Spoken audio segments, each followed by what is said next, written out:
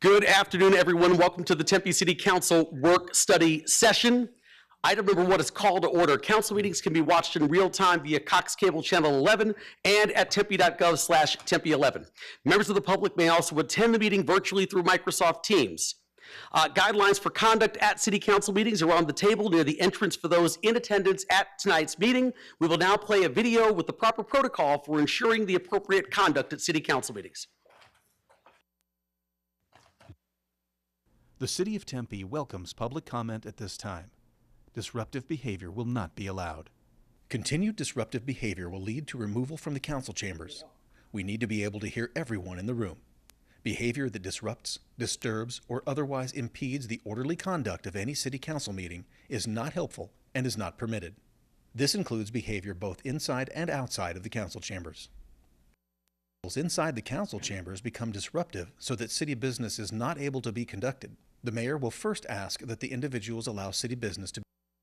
There will be time for public comment during the call to the audience portion of the meeting. If no cooperation, the mayor will issue a verbal warning and let them know that the continued disruptive behavior will lead to removal from the council chambers. If there is still no cooperation, the mayor will issue a second verbal warning and let them know that the continued disruptive behavior will lead to removal from the council chambers. If there is no cooperation after asking and 2 verbal warnings, then the mayor will ask security officers to remove only those individuals who are causing the disruption. Security personnel should not engage in any way, but only escort them from the council chambers. If individuals refuse to leave, security personnel shall warn them that they are trespassing and that the next step is Tempe police officer. Tempe officers may have to arrest if individuals refuse to leave. Charges for trespass and disorderly conduct may apply, as well as other charges. Be removed. The mayor will recess the meeting. Thank you very much. Item number 2 is call to the audience. The City Council welcomes public comment at this time for the issue review session and committee of the whole items on this work study session agenda. There is a 3-minute time limit per speaker. Madam Clerk, are there any cards this evening? None received. Wonderful. Thank you so much. Is there anyone in the audience who's wishing to speak? If so, please get my attention now. All right, seeing none, I will close that portion of the meeting. Before I call up for item number 3, I just want to note, too, that Councilmember Hodge and Councilmember Keating are attending virtually this evening, just for people watching at home and for those here in the listening audience. So with that said, I'll move forward to item 3A, 25 tribal gaming grant proposals, and I'll bring up Jonathan Shuffield, our Government Relations Director, for a presentation on item 3A. Mr. Shuffield. Good evening, Mayor and members of the Council. Appreciate the opportunity to go over our 2025 tribal gaming grant proposals. These proposals all fit within our council priority of revenue forecast variance 5.10, achieving revenue forecast actual variance for budget year of plus or minus 3% for local taxes and intergovernmental revenue. So these requests have come before the council for the past 20 or so years since under state law. This year we have 28 requests from 5 departments totaling a little over $2.1 million. The 2 departments that are requesting the most are Community Health and Human Services with 13 and Community Services with 9. These requests, the 28 requests all align with council priorities. Additionally, Tempe acts as a pass-through for a portion of participating tribal community statutory contributions to various external organizations, generally nonprofits. So I'll be back before you on March 6th with our resolutions for final internal and external programs for our 2025 tribal gaming requests. The applications will all be submitted by the various deadlines for the tribes throughout the spring. The first tribe, Gila River Indian Community, their deadline is March 31st. And the last one is Auction Indian Community on June 30th. And the decisions will come from the tribes sometime this fall. And with that, I'm happy to take any questions. Wonderful. Thank you so much, Jonathan. Really appreciate it. Council members, any comments or questions on this item? Vice Mayor Garland. I just have one on the packet information that you gave us, the 2024 revenue sharing grants. It said the Cahill Senior Enrichment Program is a 2-year program. Is the $15,000 in there, is that split between the 2 years, or is that for 1 year and then they come back the next year? I'll have check. to take a look and get back to you All on right, that. awesome, thank you. Sounds good. Thank you. Any other council members, any comments or questions for Jonathan on item 3A? All right, seeing and hearing none, thank you very much. Appreciate it. That brings me to item 3B, solid waste program and landfill diversion. And let's see, do I have David Tavares and Ruben Ray available for a presentation? Wonderful. Welcome. Thank you.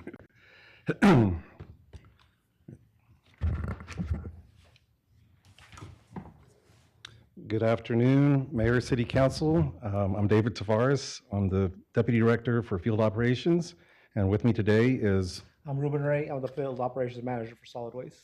And we're here today to give you an update on our diversion programs within solid waste.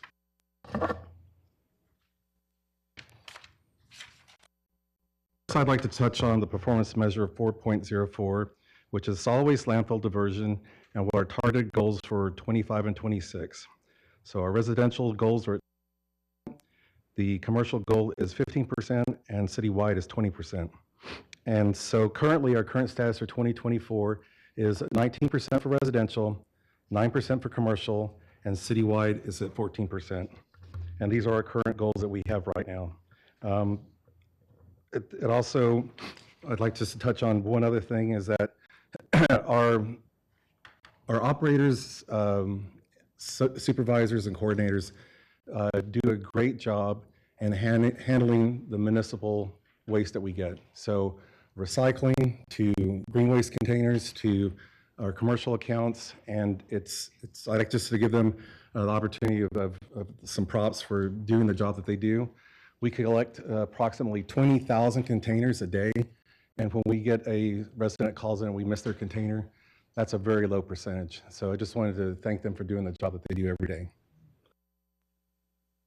So one of the things I'd like to briefly touch on is the municipal challenges. And so what this comes about is the confusion of what kind of materials can be recycled. So some municipalities don't take thin films or plastic, maybe they don't take glass. So there's some confusion sometimes of what we take. We try to get the education out to let everybody know the items that we take and what our transfer station will take.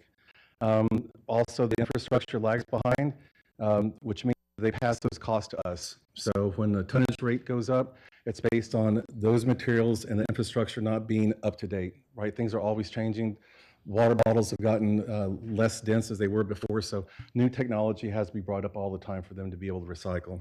And of course, the reduced markets for recycled materials. So sometimes it's cheaper to make new glass or make new bottles than it is to recycle it. So there's a cost with doing it. So when we spend money to recycle, it's important that we do it the right way, right? And we educate the residents and commercial about what can be recycled and what can't. And of course, this expands beyond recycling. So we have programs in place here at the city through electronic recycling, textiles, and concrete. So what we're looking at is to do more of a circular economy where we recycle, make, and collect versus a linear economy where we just take the material, we take it, we make it, and we throw it away.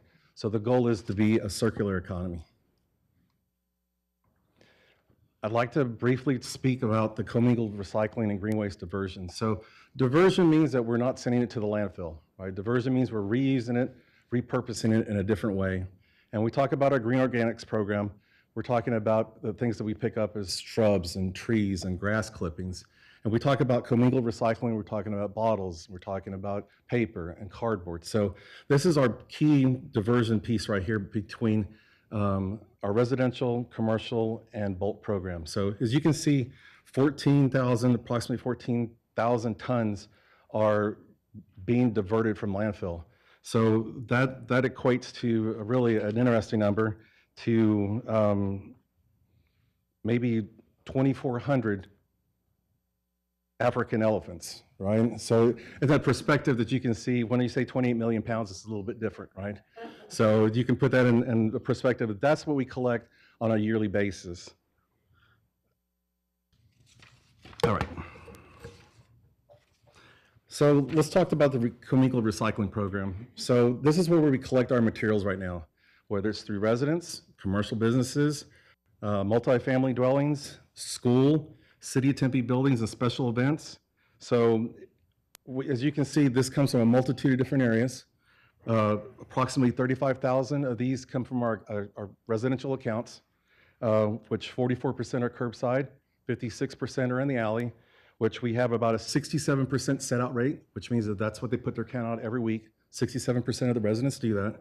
And of course, on our commercial end, we have approximately 1,300 accounts, in which approximately half of those recycle. So how do we gauge ourselves? Well, we have an audit program with a company that we use right now, which is Waste Management, that takes our recycling and our landfill trash, right? And so once a quarter, we send approximately 1,000 pounds of this material, which is collected at the transfer station, and then packaged up and then sent to the material recycling facility, and they go through all the material to see what's in it.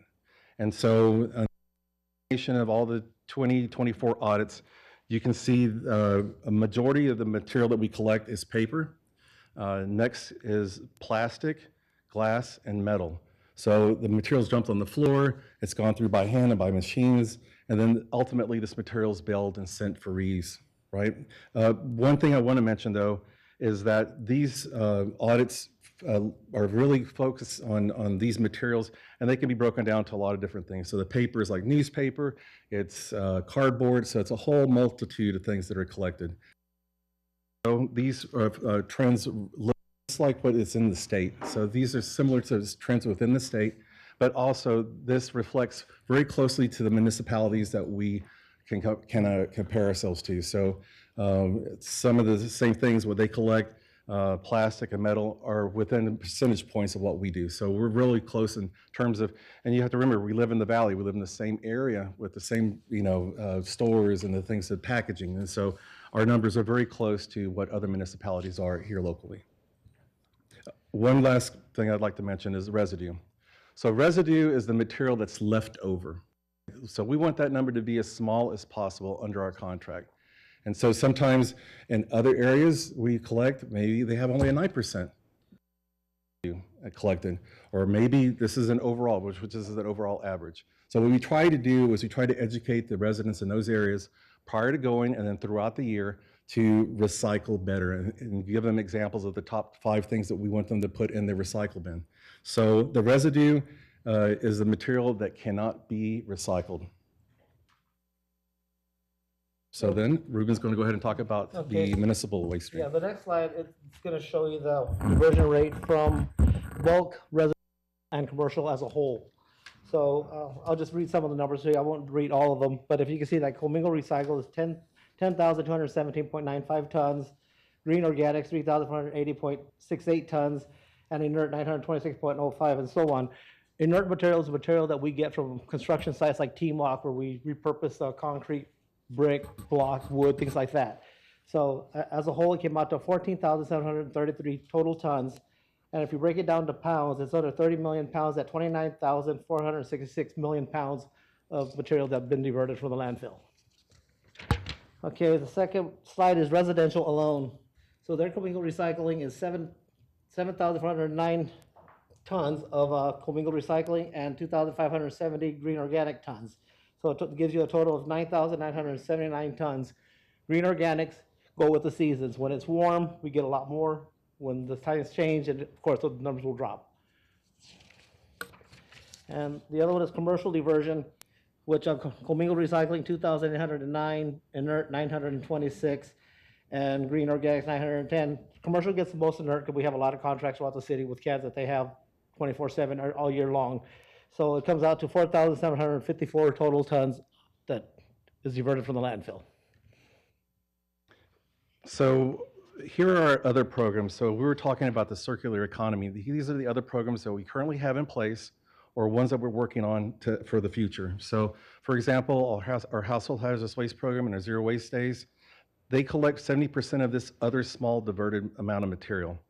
Our green organics collection expansion, so we're now working towards going to the same areas that we have green organics, expanding that area, and then we're going to other neighborhoods that are in that same area to increase our green diversion. So this is we just started doing this as a pilot program, but we're in I think it's going to be starting up in a couple of weeks down in Altamira. So we're working in some different areas to start getting the word out because green organics helps our diversion numbers.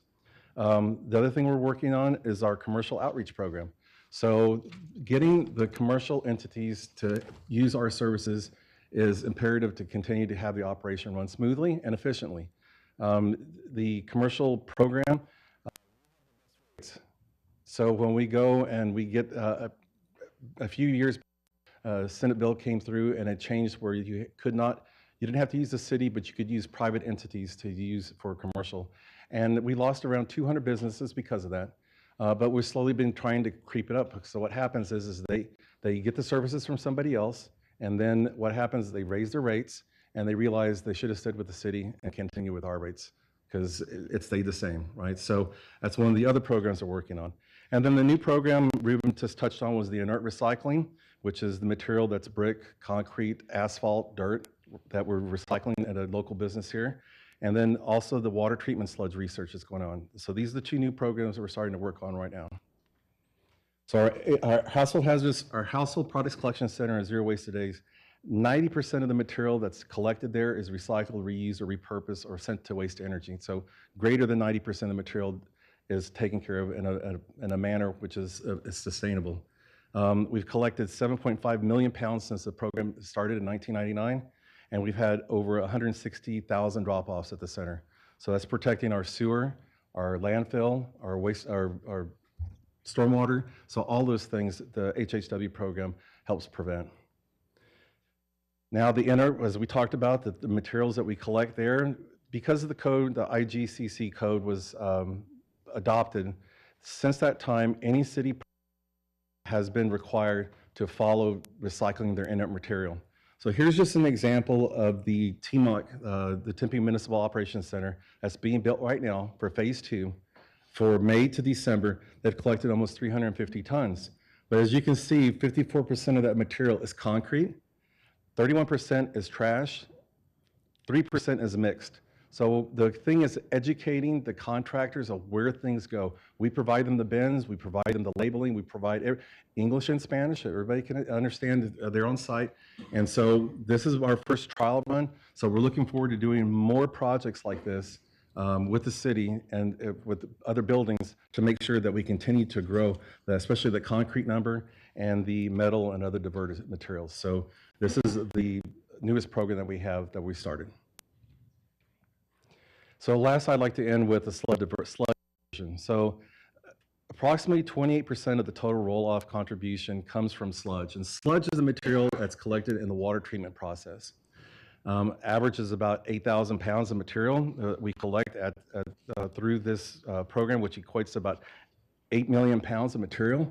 And as you can see, it's close to 70% of the total diversion of material that if we could find a way to recycle, reuse, or repurpose, that material would not end up in the landfill. So right now we're working with the Strategic Management Innovation Office and ASU School of Engineering on possible reuse solutions that we could use with this material to use in the future. And it's important because if we can divert an extra 8 million pounds of material from our waste stream, that would be a huge number for our diversion numbers. So with that, Wonderful. for any questions. Thank you so much. Appreciate the presentation. Councilmember Adams? Yes, a great presentation. And the recycling program just continue to get better and better. So thank you for that. I remember when the bill passed a state that they could go private, and I know we were really worried about losing a lot of businesses, but it sounds like we've really recovered from that. So good work on that. How are you doing your outreach to those businesses? So we just started with a new supervisor to start taking material. We've already developed it. We've had it printed. And so when they're going to our current customers, they're going in that same area to see if there's any other customers that are there in the same, if we could do more with them. So we're also offering them the inert services. We're offering them other things that they could potentially use. The inert, the green organic program. So we do have a company that recycles their wood pellets. And so we're going out there and talking to them one-on-one And then branding with some of the stuff from Tempe, showing them the other services we offer. And then we also have a list of businesses that have called in and asked, or they are wanting to use the city services. And so this individual will be going out and meeting with them also to promote City of Tempe. Are the businesses realizing that it's more expensive to go the private way? It seems that way, yes. It Okay. very much Words seems that on the way. street Yes, about we that. get some back. We knew that would happen. Yes. So I'm glad they're coming back. And then for recycling, we've changed over the years, things that we can recycle or not recycle. And I'm wondering if we could get stickers that we could put on garbage cans, whatever, that say, they stick to the garbage can and this is recyclable, this is not, and have two columns, because people get confused. So I just wondering about that, if we could do stickers. We thought about stickers, but the waste streams changes so much. If we put a sticker, they discontinued carrying something, and we went through the 7 days. So we thought about maybe like a barcode, that it could be a barcode where you can scan it. QR code. QR code, yeah, QR code where they can upload it and see what's the current things that are being recycled. Oh, okay, that's a great idea. Okay, thank you. And we're planning to, on our next load of containers that we're going to be purchasing, which are now very well, can be recycled 100%. They're also taking our old containers, which aren't recycled 100%. And so we're switching to a different vendor, but we're going to have them imprint the QR code on the container so that we can change it internally, but the QR code will always be the same. Okay, and I know a lot of the garbage cans and things were breaking. I think we've made them thinner over the years. Where are we with that? So this same container we're talking about, you can drive over it with a garbage truck and it pops back. Oh, So they're really improved the quality, and it has to do with the polymers that they're using in the container itself. So, but now this container seems to be one that everybody's going to be wanting. that is great news. Thank you so much, and Bet. great to see you guys again. Thank you. Thank you, Councilmember Adams. Councilmember Chin. Thank you, Mayor. Thank you for the presentation. I have found that I find the solid waste presentations are always extra interesting. So I might have been influenced by the ride I was on early in my service on council. I still carry with me a lot of the things I learned during that experience here. So when I look at type of trucks and what we need to do, you guys educated me, so thank you. I have a question about the residue, the recycling residue, and I'm looking at the audit slide. Do we track it all by zip code so that we can do some targeted education? You know, I'm a self-appointed poster child for bulk trash, so however we can help. So Councilmember Chin, it's funny you say that because we do know where the areas are that we collect and what's going to be going to the transfer station. And then we do target those areas. So that's one of our new campaigns. We just came through new postcards with the branding and everything on there. So educating the residents. And so we want to do a pre-audit send to these areas and then a post-audit send to these areas so that they're informed about what they need to take. And it's not going to be throughout the whole city. It'll just be in the targeted area that we have the highest contamination rate. Oh, that's great. And we want to continue to do it in the monthly bill where we have information in there too, which gets looked at a very large percentage with the information that we have, but we are planning to target those areas, and we're just in the infant stages, but everything has been done and taken care of. You know, that's a great example of the mindset of the team and the department. One of my takeaways was you were always looking for ways to help the city and the residents save money, the city save money, or to do things better. And that hasn't changed. It was a few years ago I rode with you guys, and still very proud of the work you do. Thank you. Thank you. You're welcome to come back anytime. Thank you, Councilmember Chin. Vice Mayor Garland. I was gonna say, we had our backstage pass with you guys. You were such great hosts for the group of people that came in. Our residents really, really loved it, especially seeing how you guys moved the machines and how perfect it was in such small areas that you guys worked in. I commend you on all the information. It's great to be able to get this this presentation from you. The recycling one, I think, is always one that's difficult. And I had mentioned to you, gentlemen, that my dad was putting things in the recycling that shouldn't have gone there. He had dementia and he kind of forgot what he was supposed to be doing. You guys audited our neighborhood, and there was a Post-it note, very nice, saying, you know, these are the things that are here that shouldn't be in there. Take that recycling bin away because it was just too confusing. But it was nice that you guys are doing that. How often do you get into neighborhoods to be able to do that auditing? We are working on it right now. Every 3 quarters. Yes. Every 3 quarters, we choose another neighborhood that we're going to be targeting. And we go through and do the same thing. So it could be even with our operators when they're out in the field and they see that also, so they'll call it into our operation team. And then it gets documented in a SELA case that somebody will go out and talk to the resident and or give them some information about what they're not doing right or what they're doing, what they need to put in their cans. And so that's also, we've been working on that probably the last year and a half. Yeah, and I agree with Councilmember Adams that having something that we could see in the QR code would be great, just so that we know what's changed and what we can put in there. So thank you so much for all that you're doing. Thank you, Vice Mayor Garland. Councilmember Hodge? Thank you. My question is, Mike. oh gosh. So I guess I'm used to talking as a governing board member. We don't have that. So I Are your apologize. mics live all the time there from Governor Yes. Board? My goodness. Okay, so, I would never survive. So my question is, for the information and knowledge, can we get like a one-pager maybe you can give out to neighborhoods so when they HOA meetings, they can kind of have this information? I guess that's more for Shauna Warner too back there, but I think that would be good for neighborhoods to have this, you know, like just a one-pager or some information that you would think that would be good for the neighborhoods to have. So Councilmember Hodge, I just wanted to say that we did put something together for Vice Mayor Garland's backstage pass, which had some information about our fleet folks, but also one page about things that we take, the items, the collection. And so we already have some of this stuff already put together. We used to do it a lot of times with, teamed up with our water resources folks.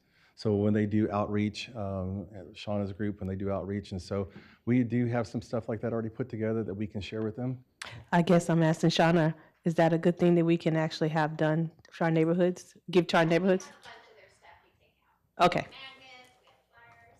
All right, the one pager too. Can that go out too? Yeah, we'll get it from them. All right, thank you. Thank you very much, Councilmember Hodge. Councilmember Amberg? Yes, thank you, Mr. Mayor. That was fantastic. I mean, it really does. And I, like Councilmember Chen here, I am a big fan of Bulk Trash Week. I remember when you used to pick it up every month and how devastated we were whenever it went from every month to just a couple of times a year. And like we did a little happy dance whenever you went back to every other month. So please keep that. But I have a real quick question because I do have, like, I'm not gonna lie, I've got problems with my own household trying to get my kids to understand what can and can't go into. And it doesn't matter how many times I tell them to stop putting pizza boxes in there, they still do it. And I'm constantly pulling them out and putting them in the trash. But what do you do with the stuff that you find? I know you said that you're going through it by hand or somebody is going through it by hand. Like, what do you do with the stuff that is not recyclable? It's not going to contaminate everything that's in there, right? It's just that specific piece of item. No, Councilmember Amberg, what happens at the transfer stations, the material recycling facilities, they pick all this material up. It's already in an 18-wheeler. They drop it on the floor. So they have their own piece of work there, and they go through the line. They send the material up through the conveyor belts. Through automated processes, they blow things off, and then the end piece of it is the contamination piece of it, and that stuff is sent to the landfill. So none of it truly contaminates everything. It's just another additive. Let's say it could be diapers. Let's say it could be things of different nature, right, that aren't recyclable, but they end up in the recycled bin somehow. So plastic bags. So those are some of the things that end up tearing up the machines. And so, but all that stuff gets pulled aside and sent to landfill.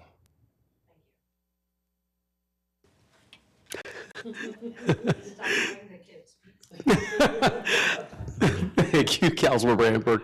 Councilmember Adams?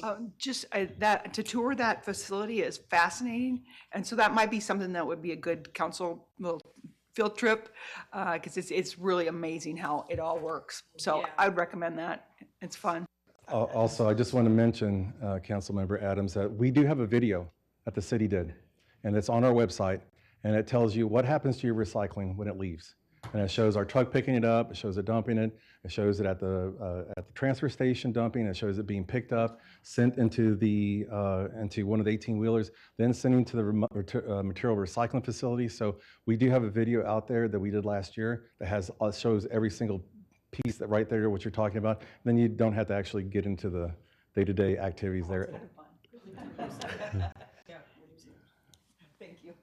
Councilmember Hodge? Okay, you know that video? Maybe that should be distributed to the schools so the kids can learn it a little bit earlier, like the elementary, because they do learn about recycling. It'd be nice to know something from the city side of it, what they do too. So that'd be something, I'll work with you guys to get it into the schools. No, for sure. Thank you so much. Excellent. Thank you. All right, anyone else, any further comments or questions on item 3B?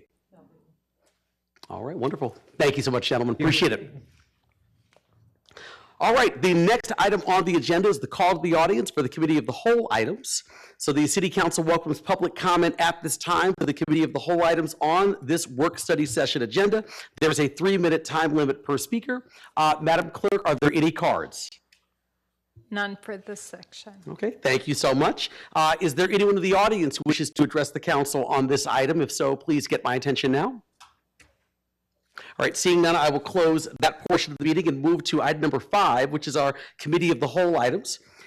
So for item 5A, which are proposed council subcommittees, per City Council Rule 7, subsection 2B, any 2 members of the council may propose the formation of a subcommittee at a work study session of the council by identifying the purpose of the proposed subcommittee and the proposed members of the subcommittee and obtaining approval of the majority of the council. So are there any proposals for a new council subcommittee at this time, council?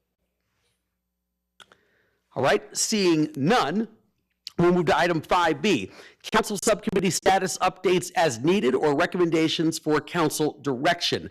So council members, are there any verbal updates you'd like to provide regarding your existing council subcommittees as listed on this agenda? Mayor? Councilmember Keating. Yes, Mayor, I'd like to give a brief update if I could. Yes, please.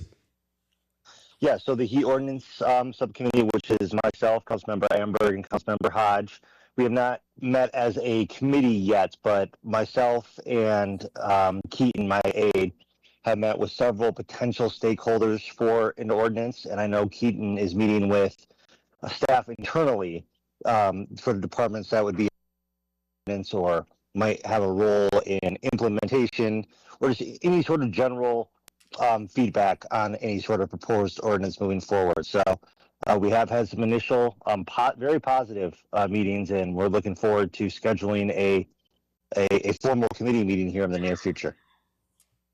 Excellent. Thank you, Councilmember Keating. Appreciate the update.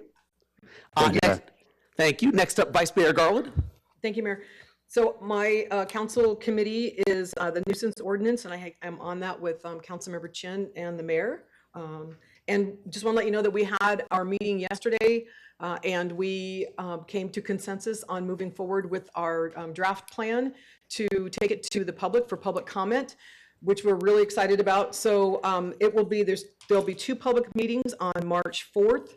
And if you have some questions, want to get some more information about it, we also are going to have, I have a subcommittee is on my council web page, and we're going to have that information and the ordinance on there. And we're really excited we're moving this along. That's all.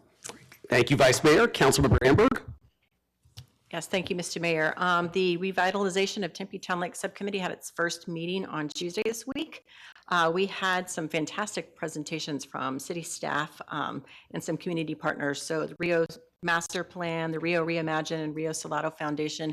It was very educational. I learned some stuff that I didn't, I thought I knew everything, but I'm not even remotely close to learning everything.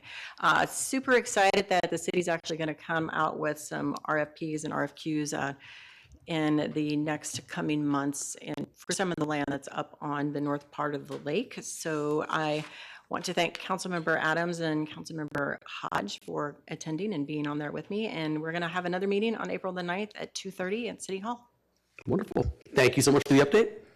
Next up, Councilmember Hodge. Yes, I have the increased advocacy for the youth with disability with the mayor, and we had 3 meetings. Our 4th meeting is on Friday, February 21st at noon in City Hall.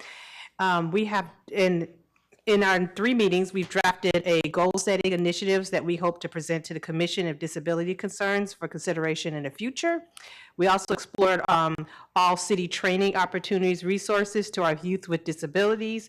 We also heard from the Park Rangers, Adapted Program, Tempe Fire and Medical, Tempe Police. In our next meeting, we'll hear from Community Health and Human Services. And we are working with our resource to guide to assist disabilities and their families that showcase what the city, school district, and community partners can offer. Wonderful. Thank you so much. All right, any other updates? Okay. Hearing none, that moves me to item number 6, future agenda items. Members of the City Council may request that an agenda item be added to a future issue review session, but in accordance with the open meeting law, there should be no discussion on the item other than to clarify the request. So would any council members like to add an agenda item to a future issue review session? Vice Mayor Garland. I'm going to speak really slow when we get to 5:17. I don't think it's going to work. Just question, I was looking on the calendar for our next work study sessions, and I didn't see the density bonus plan, like some information about that. Councilmember Keating and I had mentioned that like a year ago, I think, to like pull the density bonus plan from the urban core master plan, just to kind of give us an update what that looks like and what that would look like if we could move forward on something like that. Just an update, just some ideas. Mayor, Vice Mayor Garland, did you ask for it for a work study specifically or a Friday packet or? I think, was it a Friday packet? Okay, I didn't remember. Okay. But we can check on that Okay. and absolutely provide that data. Okay. One, and the other one is, I was looking on the calendar also for the upcoming ideas. On May 1st, it'll be a year since we had our tobacco license in effect, and so I would say maybe June, have it on what this last year has looked like in, for us. Sounds great. Absolutely. thank you. Wonderful. Thank you. Anyone else on council have any future agenda items you'd like added to a future issue review session? Mr. Mayor, can I provide some clarification to Vice Mayor Garland about the density bonus program? I believe that came up during a joint meeting with the Development Review Commission, and we do have one coming up on May 19th. Okay. Okay, so thank you, Madam Clerk. So Vice Mayor, I would ask you, then we'll come to you. Would you still like an update this, the upcoming work study session, or are we just going to do it at that next joint DRC meeting? We can check with Councilmember Keating, but I think the joint is fine. The joint's fine? Okay, sounds good. Councilmember Keating, is that all right? Oh, Councilmember Keating? Thank you, Mayor. If Councilmember Garland's fine with the joint meeting, that's okay. My preference would be an issue review because we could take action on it in that meeting. However, I'll defer to her on that, and maybe after that joint meeting, we could do something more formally. But I'd like to get an update on the scooters and their licenses. And I asked because I want to make sure that, one, they're up to date on the fees that they pay the city. But also, I remember Lime left the city and, kind of in a huff. And now there's Lime scooters all over my neighborhood. So did they come back? Are they paying? I just want to make sure that everything's on the up and up as far as scooters go. Sounds good. Thank you, Council Manager. Thank you, Mayor. Yes, Councilmember Keating will be happy to bring that forward.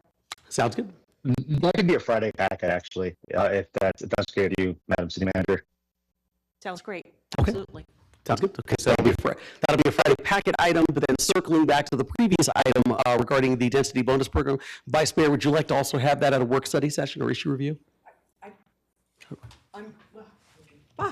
I'm fine doing it. I think the issue review, I think Randy was right, something we could take action on, so let's bring it there instead. Okay. Thank you so much, though, City Clerk. Yeah, thank you, Madam City Clerk. Madam City Manager, okay with scheduling the density bonus program for a future issue review and work study? Mayor, Vice Mayor, if we can have it at the joint meeting and then move it to the issue review as Councilmember Keating, just because it sounds like it's an unfinished business to discuss with the joint meeting, possibly. With that? Okay. Okay. Thank you. Sounds good. All right, wonderful. All right, any other future agenda items that any council members would like to have added? All right, seeing none, I will close that discussion and move on to item number 7, announcements from the mayor and/or city manager. I don't have any announcements this evening. Madam City Manager, any announcements? No announcements, Mr. Mayor. Okay, so that brings me to item number 8, adjournment. The next scheduled work study session is on February 24th, 2025. We are adjourned. Have a good night.